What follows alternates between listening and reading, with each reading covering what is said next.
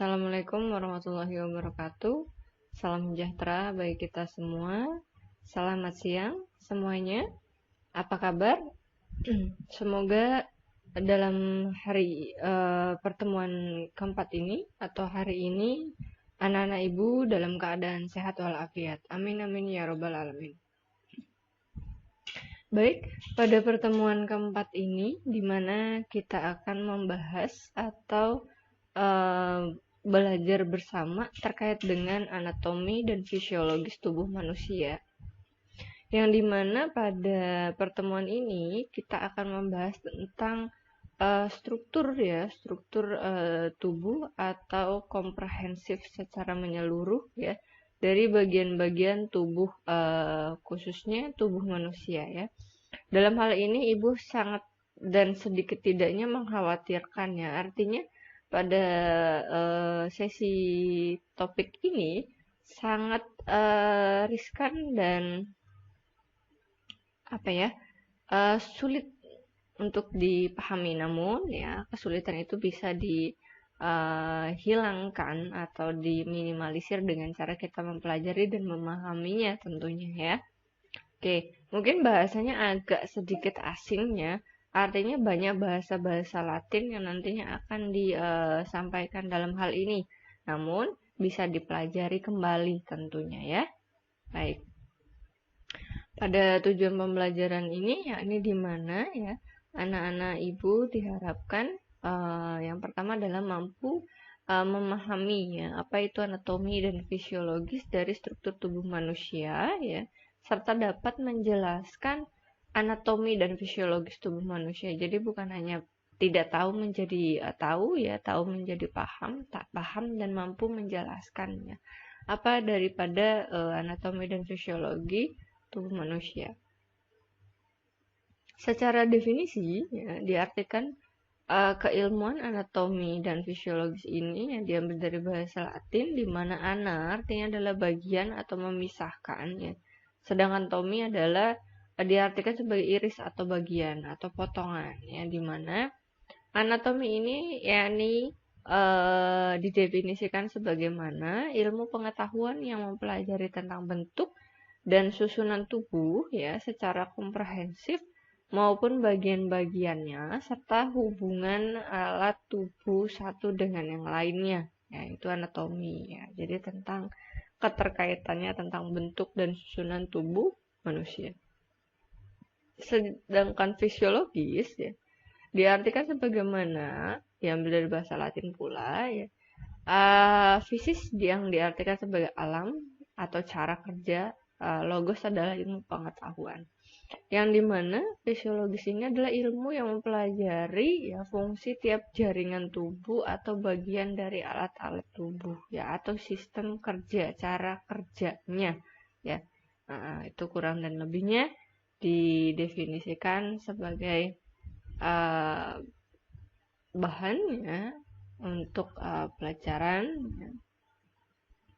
Kemudian pada tubuh manusia ya terdapat 8 bagian struktural ya secara garis besarnya ya, di mana dikatakan tubuh manusia ini secara komplitnya ya ada 8 klasifikasi ya, di mana organ struktur tubuh manusia berkembang dari tingkatan terendah sampai dengan tingkatan yang tertinggi ya, artinya yang sangat-sangat terkecil yang tidak dapat kita lihat hingga dalam bentuk yang bisa atau dapat kita lihat ya.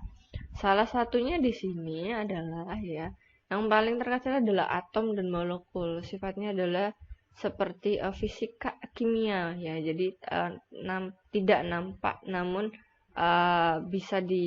maksudnya tidak nampak dalam panca indera kosong ya, tanpa alat bantu apapun. Kemudian ada organel ya. Jadi satuan kumpulan daripada organ sel ya.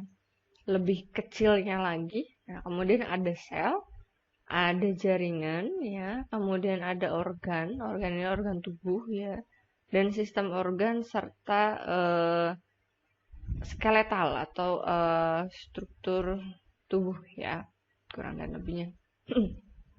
Itu adalah kategori dari 8 struktural tubuh manusia ya. Oke, pada kesempatan ini kita akan bahas keseluruhannya ya. Mungkin bisa dipahami sedikit demi sedikit ya. Insya Allah bisa berjalan dengan baik, tentunya bisa dipahami dengan baik. Oke, struktur tubuh manusia itu sendiri ya, dalam bentuk sempurna dikatakan ya, yang tadi dalam klasifikasi atau urutannya itu ada 8 kriteria atau ketentuan ya. Oke. Di mana ini partikel atau sifatnya kecil ya, ada atom, ada bagian-bagian kecil daripada atom ya. Kemudian ada organ sel ya, maksudnya organel ya, di mana bagian terkecil daripada sel ya, hingga sampai dengan bagian-bagian sistem tubuh atau secara menyeluruh dari tubuh manusia. Nah, ini strukturnya sangat komprehensif ya, diambil daripada komponen tingkatan struktural daripada tubuh manusia. Oke. Nah, dari atom, molekul, organel, kemudian ini sel ya. Jadi bagian yang dapat kita sedikit tidaknya kita lihat, di mana sel ini adalah unit dasar dari makhluk hidup struktural seluler ya. Bisa berada dalam tubuh kita tentunya ya.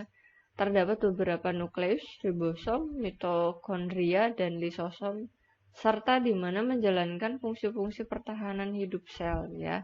Nah, ini penting juga di dalam tubuh kita terdapat bagian-bagian ya, seperti sel ininya. Jadi ada sel darah merah, sel darah putih ya, eritrosit, trombosit, dan sebagainya. Ini kategori daripada sel ya. Di dalam tubuh kita ada yang namanya sel. Oke, dalam hal ini struktural daripada sel ya, macam-macamnya bisa kita lihat bersama ya, di mana ada ribosom ya, ada nukleus ya, ada inti sel juga, ada mitokondria ya. Nah, ini memiliki fungsinya sendiri ya. Dalam hal ini kita tidak begitu mendalam ya terkait sel, jadi karena banyak partnya hanya dalam satu pertemuan ini, jadi ibu rangkum hanya garis-garis besarnya saja. Oke. Kemudian ada jaringan ya, dimana sekelompok sel ini dengan struktur yang sama ya, melakukan fungsi yang sama pula ya. Ada 4 jenis jaringan dasar, yaitu ada jaringan epitel ya, jaringan ikat, jaringan otot, dan jaringan saraf ya. Nah, ini tipe-tipe dari epitelium sendiri ya, ada beragam ya. Bisa kita lihat bersama, ada kuboidal, ada squamous, ada kolumnar, transisional, dan lain-lainnya ya. Ini jaringan ya, satu keterikatan dengan sekelompok sel tentunya. Nah, ini bagian tubuh manusia ya, dari sel hingga sempurna atau kita sebut menjadi sistem tubuh manusia ya. Dari sel-sel ini terdapat jaringan. Jaringan terdapat pula ya, ada bagian-bagiannya, itu ada epitel, ada penyambung, ada muskuler, dan ada saraf. Dari saraf ya, terhubung atau menjadi kesatuan menjadi organ-organ ya, di mana organ ini terdapat beberapa bagian ya, yakni ada organ bagian otak, jantung, paru, ginjal, hati, dan pankreas ya. Serta ada ada lambung ya, kemudian ada usus. Nah, ini masuk ke dalam kategori organ ya. Mohon maaf ini tidak disebutkan semua. Kemudian ada sistem ya. Sistem ini terkait dengan kinerja ya, di mana ada sistem persarafan, perkemihan, sorry, ibu ulangi, ada persyarafan, perkemihan, kardiopulmonari, hematologi, gastrointestinal ya, dan endokrin. Nah, baru dikatakan sebagaimana keseluruhan ini menjadi disebutlah sistem tubuh manusia ya. Oke. Nah, ini organ ya yang tadi disebutkan ya. Dari atom, molekul, organel, kemudian sel ya. Kemudian ada apa lagi tadi masuk ke dalam organ ya. Nah, di sini ada organ tubuh manusia ya, di mana ada dua jaringan atau lebih bergabung membentuk menjadi satu, seperti ada perut, ginjal, mata ya, dan organ lainnya secara fisiologis dan berfungsi sebagaimana mestinya atau secara etiologinya ya. Dimana kalau kita baca ya garis besarnya terdapat daripada organ mata ya, bagian paru-paru, jantung, lambung ya. Kemudian usus ya, kemudian ada kandung kemih ya. Nah, ini salah satu daripada contoh atau kategori daripada organ ya. Oke. Nah, sistem organ itu sendiri, nah ini sistemnya, jadi organ ini bagian-bagian tubuhnya, sedangkan sistem adalah penggeraknya, ya, atau sebut adalah cara kinerjanya, ya. Di sini ada beberapa, ya, dikategorikan, ya, ada sistem integumenter, ya, ada sistem organ bagian kerangka atau tulang ya, ada sistem otot, sistem persyarafan, endokrin, kardiovaskuler atau dan limfa ya. Kemudian ada sistem pernafasan ya. Di sini respirasi bahasanya. Ada sistem pencernaan ya, sistem urinaria dan sistem produksi atau reproduksi. Di mana memiliki fungsi dan tubuh ya. Salah satunya adalah untuk bagian integumenter ya, dimana seperti pertumbuhan menjaga kelembaban dan sebagainya seperti pada kulit, rambut, kuku, gigi. Nah, ini sebagai pelindung fungsi. Kemudian tulang difungsikan sebagai penyangga ya, penyangga dari bagian-bagian tubuh lainnya. Kemudian otot sebagaimana penggerak, sistem saraf adalah controllingnya ya. Endokrin adalah sistem hormon atau regulasi ya. Kemudian kardiovaskuler dan limfa ini adalah pengaturan cairan ya, atau oksigenasi ya. Nah, ini salah satunya kardiovaskuler atau peredaran darah daripada kardiovaskulernya ya. Sistem pernafasan di mana mengatur pernafasan ya, pemasukan, pembuangan daripada oksigen ya, pencernaan, nutrisi ya, urinaria, pertukaran, pembuangan ya, urinase dan sebagainya. Kemudian ada reproduksi, ya ini adalah perkembangbiakan. Oke, satu-satu di mana sistem integumenter ya memiliki fungsi sebagai pelindung jaringan ya, regulasi suhu tubuh, eliminasi zat sisa ya, menerima rangsangan ya, mencegah kehilangan cairan. Ini salah satu adalah uji klinis atau diagnostik ya, terkait dengan ada tidaknya gangguan pada integumenter ini. Oke. Baik. Nah, kemudian ada sistem rangka ya sebagai penyangga, melindungi organ tubuh dalam membantu pergerakan atau produksi sel darah, sebagaimana ada juga difungsi sebagai cadangan mineral. Nah, ini uji diagnostiknya ya, atau cek keadaan ya untuk keadaan sistem kerangka ini ya. Oke, adik-adik ya mohon untuk diketahui bersama terkait dengan nama-nama bagian sistem rangka ini ya. Memang bahasanya sedikit tidaknya sangat rumit, namun apabila dipelajari dan dipahami sangat mudah dipahami ya. Ini bagian kranium ya. Ini mandibularis ya, mandibularis atau mandibula. Ini bagian dagu kalau di Indonesia kan ya. Kemudian clavicula jadi bagian atas dada ya, bukan dada, clavicula. Kemudian scapula, scapula ini dekat dengan bilikat ya. sternum ya, dada. Jadi paling ujungnya sepertiga dada itu namanya sternum. Ribs ya, tulang rusuk, humerus, bagian lengan atas ya, vertebrata tulang belakang ya, kemudian innominate tulang panggul ya. Ada juga radius ulna ini adalah lengan, karena radius ulna ini ada yang besar ada yang kecil ya, radius ulna. Sacrum ini tulang duduk ya, bukan tulang ekor, jadi sedikit dekat dengan tulang ekor. Coccygeus merupakan tulang ekor. Kemudian karpal adalah telapak tangan ya. Phalanges ini jari ya. Metakarpal bagian tempurung daripada tangan ya. Femur itu paha, patella kalau di Indonesia kan dengkul meren ya. Itu Jawa ya. Kemudian ada fibula tibia ini adalah betis ya. Ada tarsal bagian kaki ya, jadi pergelangan kaki ya, metatarsal ya, artinya telapak kaki, dan phalanges artinya jari-jari ya, jari-jari kaki. Oke, baik, itu terkait dengan sistem kerangka tubuh manusia ya. Jadi bisa dipelajari bersama.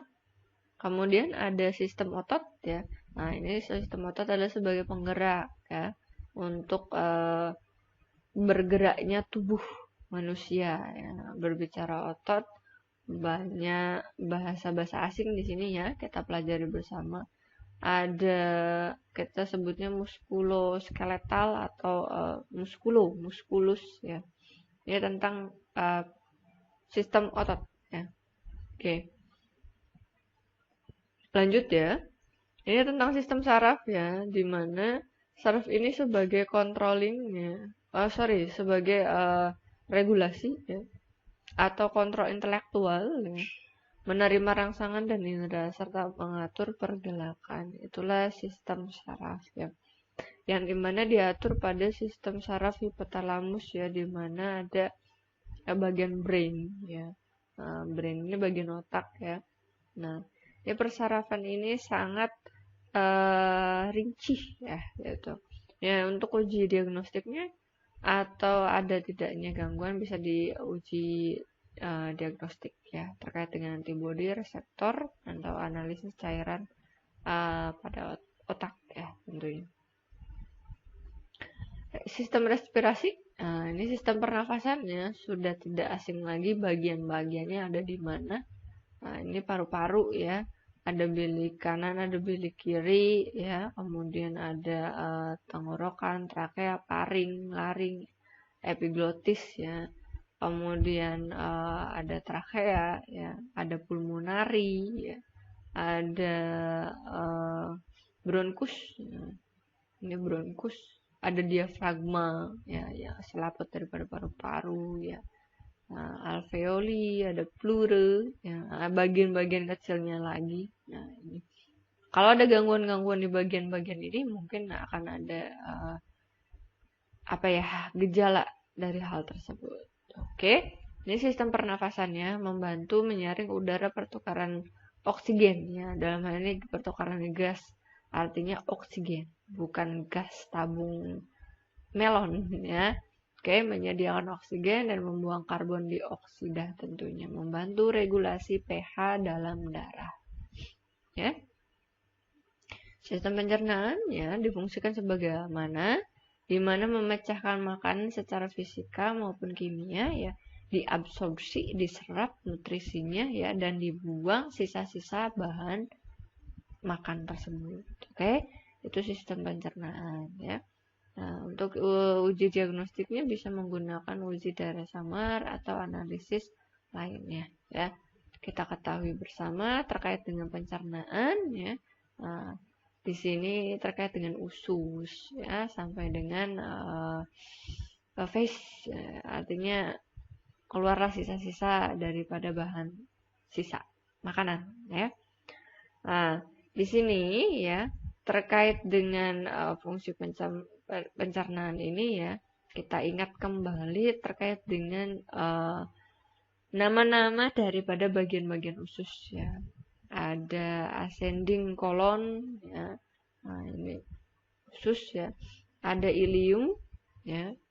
Ada cecum, ada appendix. Appendix ini adalah usus buntu yang paling kecil. Nah, biasanya ini namanya appendix ya.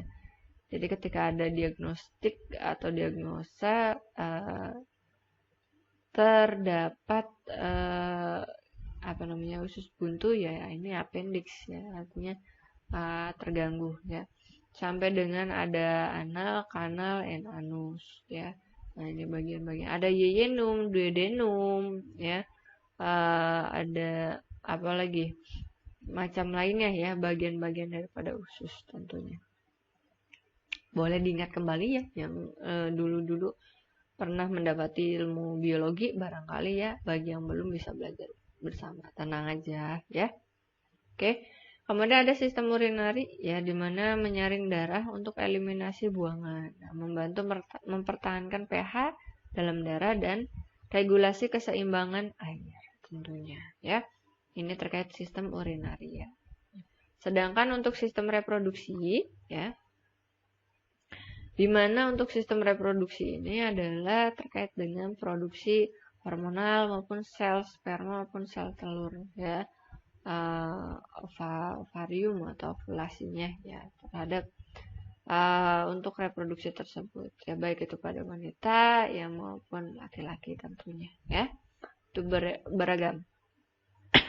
Maaf, ibu tidak menayangkan banyak terkait dengan sistem reproduksi ya, maupun beberapa part yang di awal tadi ya. Ini ada sistem endokrin ya, di mana difungsikan untuk perantara ya, atau membantu pertahanan metabolisme ya, regulasi daripada metabolisme reproduksi manusia tentunya. Ada sistem limfatik ya, artinya mempertahankan keseimbangan cairan jaringan, menyaring darah, limfe, produksi sel darah putih atau mempertahankan tubuh dan saluran pencernaan ya. Serta produksi sel darah putih untuk mempertahankan tubuh dari penyakit tentunya ya. Ini perlu analisa daripada bagian yang terkait ya, untuk atau si limfa ini, sistem limfa. Kardiovaskuler, nah, peredaran oksigen ya, regulasi ya, sirkulasi oksigennya ya, dimana difungsikan untuk transportasi oksigen maupun pengeluaran karbon dioksida dan sisa metabolisme ya. Distribusi nutrisi, pH yang mengatur suhu tentunya ya. Untuk sistem kardiovaskuler itu sendiri ya, nah ini tertera ya nama-namanya. Pasti adik-adik bingung ya, asing sekali nama-nama ini, boleh diperhatikan ya. Ada eksternal, ada internal ya, artinya ada dalam, ada di luar ya. Nama lainnya ada subchine ya, ada superior vena cava. Nah, ini sudah bagian-bagiannya terperinci ya. Kalau kita bedah lagi tentang kardiovaskuler ya, peredaran dan oksigen ke dalam tubuh. Nah, ini kurang dan lebih dianalogikanya seperti ini ya. Ini bagian-bagian daripada kardiovaskuler tentunya ya. Oke. Posisi anatomi ya. Posisi anatomi ini ya, dimana posisi dalam keadaan berdiri ya, terlihat tegak dengan kedua lengan di sisi tubuh ya, dan telapak tangan tentunya, serta menghadap ke depan ya, kepala tegak dan muka lurus ke depan. Itu secara anatomis fisiologis ya, artinya tidak ada gangguan baik itu dari lahir maupun faktor X lainnya. Ini adalah istilah-istilah di anatomi ya, bisa dibaca, diingat, dihafal ya, atau dipahami ya. Ada proxima, eksternal itu luar, internal itu dalam ya. Ada proxima ini pangkal, distal ujung ya, berlawanan kata saja. Ada medial itu tengah, lateral itu samping ya. Dextra, sinistra, dextra itu kanan, sinistra kiri, serta superior atas inferior bawah, ya, anterior depan, posterior belakang. Pos berarti kan belakang. An berarti depan, anterior. Kranial kepala, ya. Caudal adalah ekor, dorsal ini belakang, ventral depan, ya. Serta superficial permukaan dan profunda ke dalam. Ini istilah-istilah saja ya dalam anatomi. Nah, ini istilah ya dalam anatomi terkait dengan sinistra, dextra, ya superior, anterior, kranial, dorsal, dan lawan katanya ya.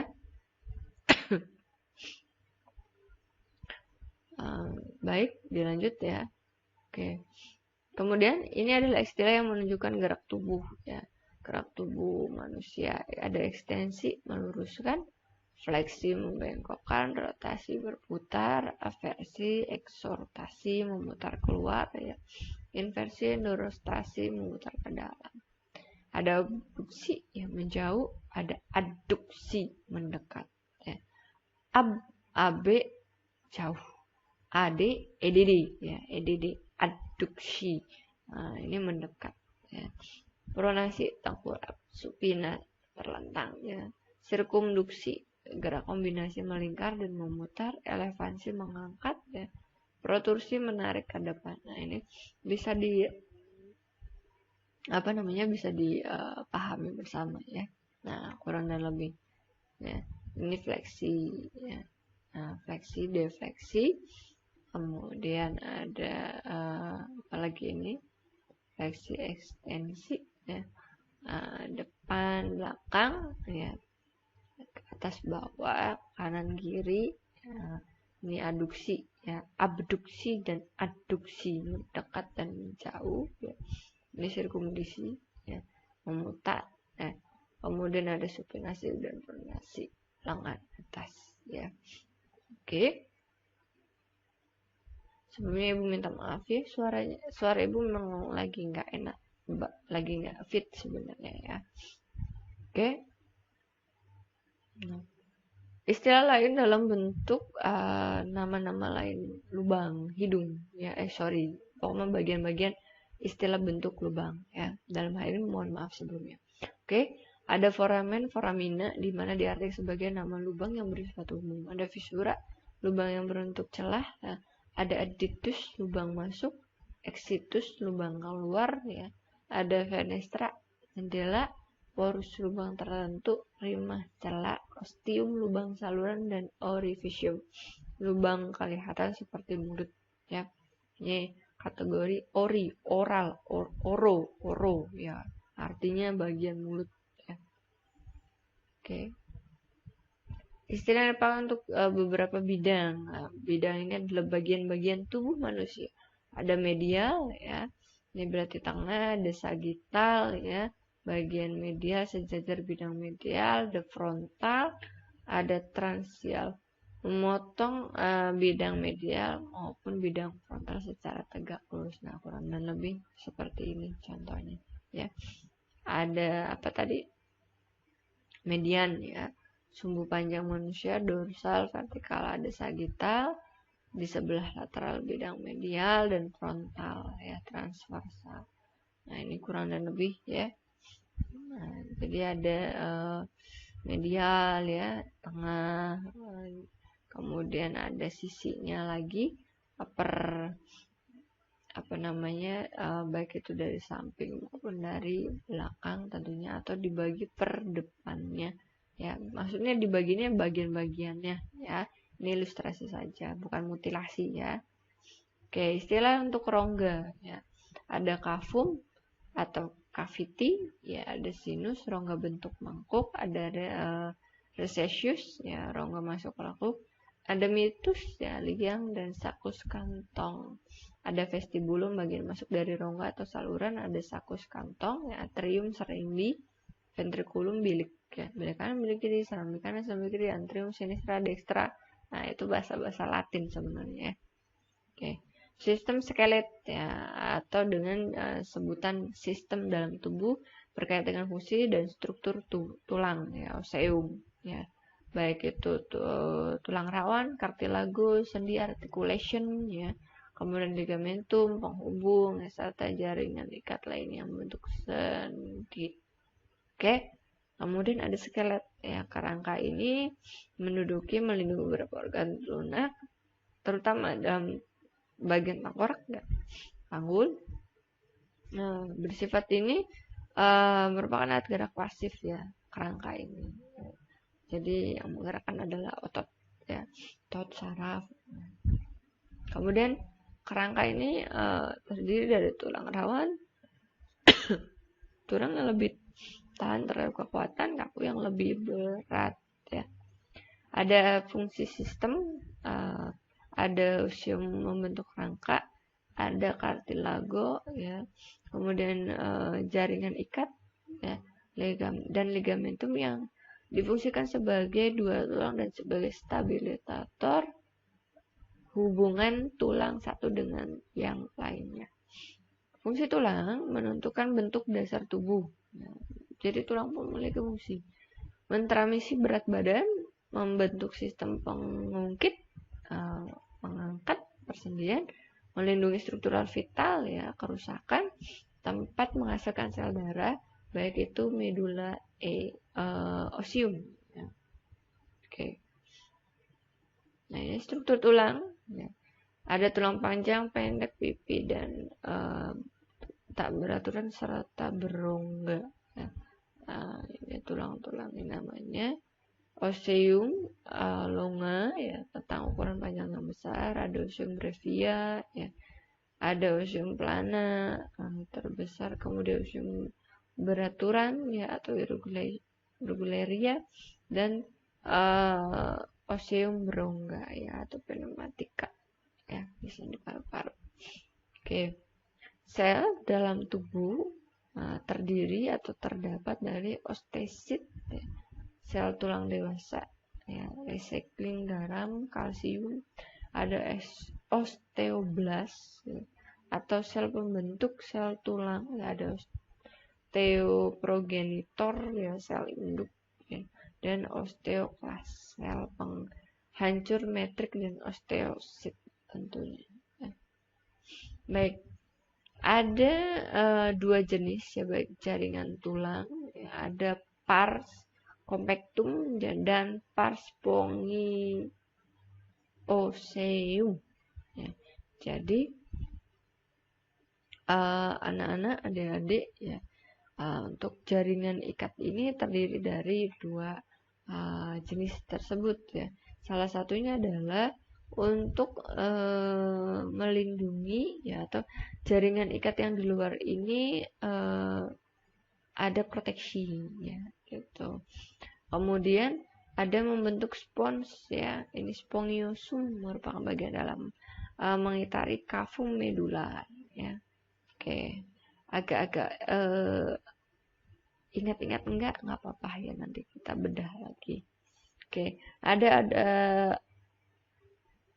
endosteum ya, jaringan ikat yang bersifat seluler melapisi cavum medular, terdapat bagian dan tulang endosteum. Itu merupakan salah satu dari terkait dengan jaringan ikat ya, dimana ya dinamika tulang ini ya, atau hal ini dipengaruhi oleh pengaruh gerakan atau latihan, hormon, nutrisi, dan umur tentunya.